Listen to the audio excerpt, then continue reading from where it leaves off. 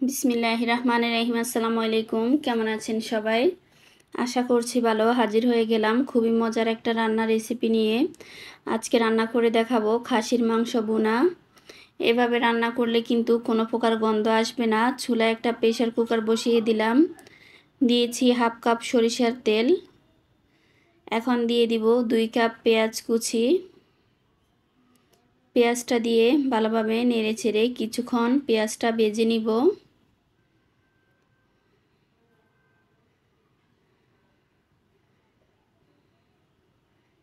এই তো পেঁয়াজটা আমি কিছুক্ষণ ভেজে নিয়েছি।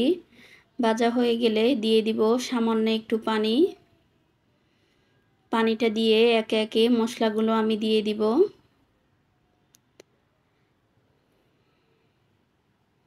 দিচ্ছি রসুন বাটা 2 টেবিল চামচ, আদা বাটা 2 টেবিল চামচ। এখানে নিয়েছি হলুদ গুঁড়ো, মরিচের গুঁড়ো, জিরা গুঁড়ো, গরম মশলা গুঁড়ো, এলাচের গুঁড়ো, গোলমরিচের গুঁড়ো আর নিয়েছি জয়ফল জয়ত্রী গুঁড়ো, স্বাদমতো লবণ। এখন সবগুলো মশলা আমি দিয়ে দিয়েছি। দিয়ে ভালোভাবে নেড়েচেড়ে মশলাটাকে মিশিয়ে নিব। মেশানো হয়ে গেলে একটু সময় নিয়ে মশলাটাকে কষিয়ে নিব।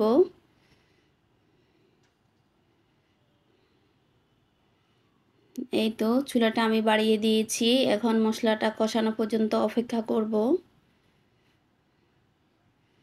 মশলাটা ভালোভাবে কষিয়ে নিয়েছি। এখন আগে থেকে ধুয়ে পরিষ্কার করে পানি ঝরিয়ে রেখেছি মাংসটা দিয়ে দিব। এখানে আমি প্রায় 1 কেজির মতো খাসির মাংস নিয়েছি।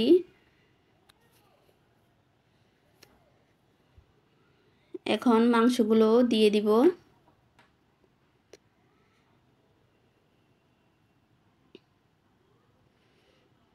সবটুকু মাংস আমি দিয়ে দিয়েছি। এখন দিচ্ছি পরিমাণ মতো পানি। পানিটা দিয়ে ভালোভাবে নেড়েচেড়ে মিশিয়ে নিব।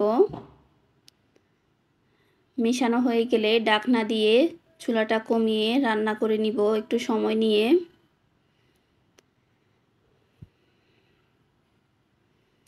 ফিরে আসছি রান্নাটা হওয়া পর্যন্ত। এই তো আমার রান্নাটা প্রায় হয়ে গিয়েছে। মাংসটা সিদ্ধ হয়ে গিয়েছে। এখন আলতো করে একটু নেড়ে নিচ্ছি। অন্য চুলায় আমি বাগার বসিয়ে দিব। এখানে দিয়েছি শুকনা মরিচ আর পেঁয়াজ। এখন দিয়ে দিচ্ছি বাগারটা। দিয়ে আবারও ভালোভাবে নেড়েচেড়ে নিচ্ছি।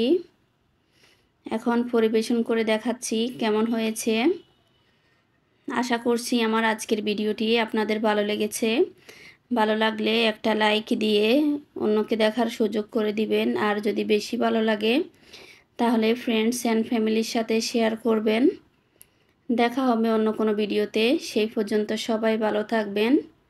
আসসালামু আলাইকুম। আল্লাহ হাফেজ।